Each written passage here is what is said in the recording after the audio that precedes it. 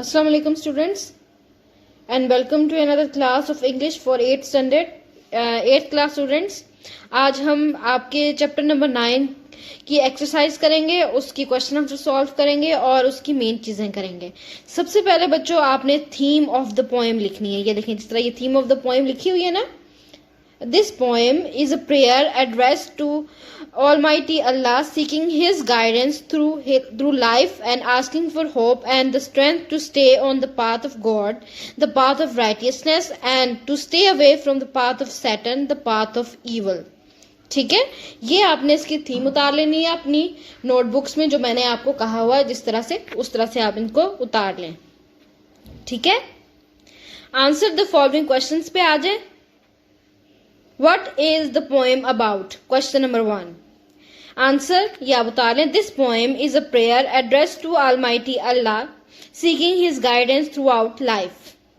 The poet prays to Allah to show him the right path and to stay him away from the path of evil. ठीक है, ये है इसका poem का main idea. Second, pick out the repeated words from the poem.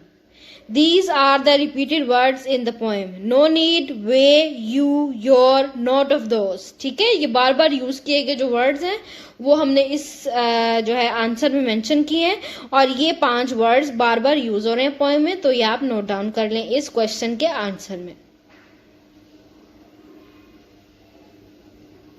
Question number 3 है, right a summary of the poem in your own words. ठीक है, अब आपने इसकी समरी लिखनी है। समरी ये देखिए लिखी हुई है, the poem prayer has been written by M Athar Tahir. This poem gives a message that we should always pray to Allah Almighty as it strengthens our belief and shows our humbleness to Him. Allah Almighty created the whole universe to serve as a manifestation of His light. He created man and gave him to choose between right and wrong.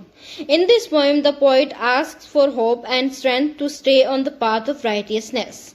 He wants to stay on the path of those on whom Allah Almighty showered His blessings and grace as it leads us to Allah Almighty.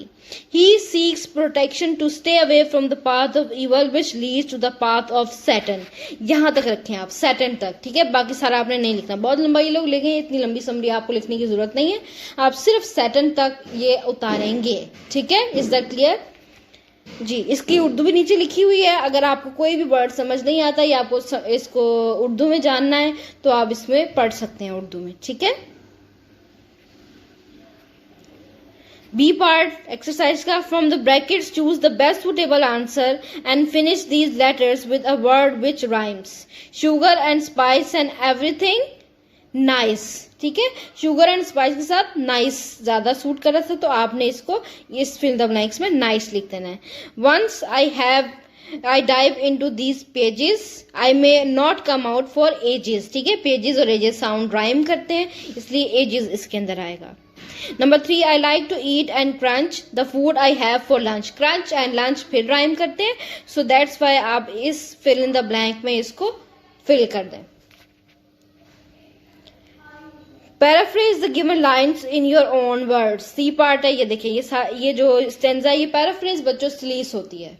ठीक है, आपने एक शेर की तशरीह करनी है आसान तरीन अल्फाज में। ठीक है, तो ये आपको पूरा बंद दिया गया है। ठीक है, पोएम का एक, show me the right way, the way of those to whom you have given your grace, not of those who earn your anger, not of those who go ashtray.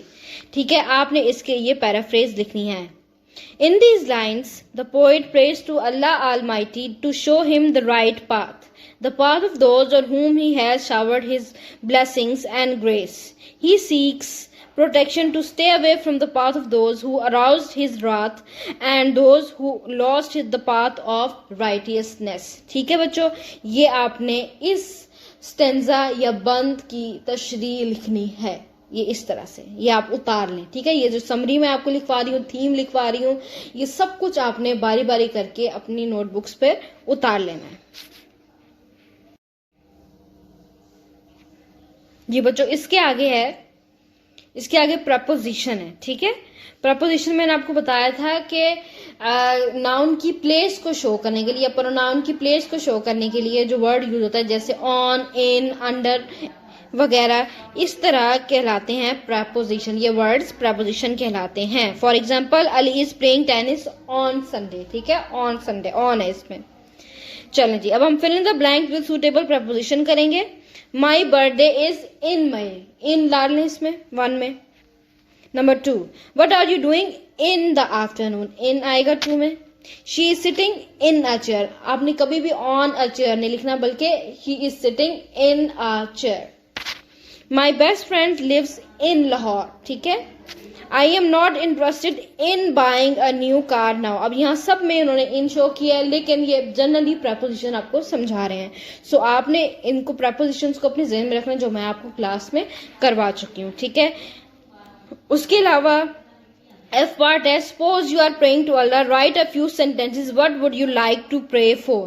Suppose करें, फर्ज करें आप अल्लाह ताला से दुआ मांग रहे, तो आप किस चीज़ की दुआ मांगेंगे, ये मैं आप पे छोड़ती हूँ। आप खुद अपनी एक अच्छी सी दुआ इसके अंदर लिख सकते हैं, या फिर इसको पढ़ के इसके अंदर लिख सकते हैं। पोएम के अकॉर्डिंग लिख सकते हैं कि या अल्लाह हमें सही रास्ता दिखा और बुरे रास्ते से बचा। लेकिन जो भी आपकी दुआ है आप इसके अंदर खुद से भी लिख सकते हैं, 2-3 लाइन्स में मैं आप पर छोड़ती हूँ, या आप इस यहाँ से उतार लें, या आप अपनी खुद की दुआ लिखकर मुझे चेक करवा सकते हैं। ठीक है जी पार्ट है, where here is a mixed group of words, take out the rhyming words and write them down separately. ठीक है, ये सारे बच्चों ये वर्ड्स आपको नजर आ रहे हैं, दिए गए वर्ड्स हैं, इसके अंदर से आपने राइमिंग वर्ड्स चुनकर तो उसको एक बनाकर लिखना है। जैसे for example, grace, trace, brace, way, day, ले, मे, पे। ठीक है, ये सारे वर्ड्स इस गिवन वर्ड्स में से ही हैं और ये सब राइम करते हैं, इसलिए इन्होंने इकट्ठे लिखते हैं। तो आप इस तरह से इसको लिखेंगे। ये देखें बच्चों, night, right, site, fight, yellow, fellow, mellow, hello, need, feed, read, breed, bleed.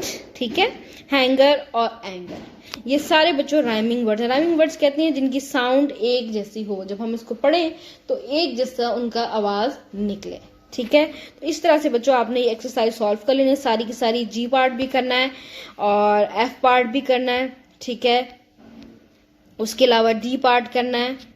ठीक है, सी पार्ट भी आपने इसी तरह से करना है, बी पार्ट भी आपने इसी तरह से करना है, और जो आपका ए पार्ट था जिसमें क्वेश्चन आंसर्स थे वो भी आपने इस तरह से करने हैं। ठीक है, और थोड़ा सा आप लिख लें ये इसके वर्ड्स के मीनिंग। फ्रेंजीपानी का मतलब चंबेली का फूल, मैंने आपको फूल दिखाया था। ठीक है, इसका मीनिंग लिख लें। मूनसून, मूनसून वही जो मूनसून जहाँ बारिशें होती हैं, ऑल दैट। ग्रेस, लुत्फ व करम। ठीक है, अल्लाह ताला का करम या ब्लेसिंग्स। और एस्ट्रे मतलब गुमराह। ठीक है, ये 4 आप मीनिंग्स लिख लें और बाकी जो मैंने आपको ड्यूरिंग रीडिंग आपको बताए हैं वो भी सारे आप लिख सकते हैं। ठीक है, आई थिंक ये 5 और 10 वर्ड्स मीनिंग बनेंगे, ये वो भी लिख लें और साथ ही साथ इसकी थीम लिख लें, इसके क्वेश्चन आंसर्स लिख लें, इसकी समरी लिख लें। जो भी क्वेश्चंस मैंने आपको सॉल्व करवाए हैं वो कंप्लीट कर मुझे अपनी जो काम है उसकी पिक्स सेंड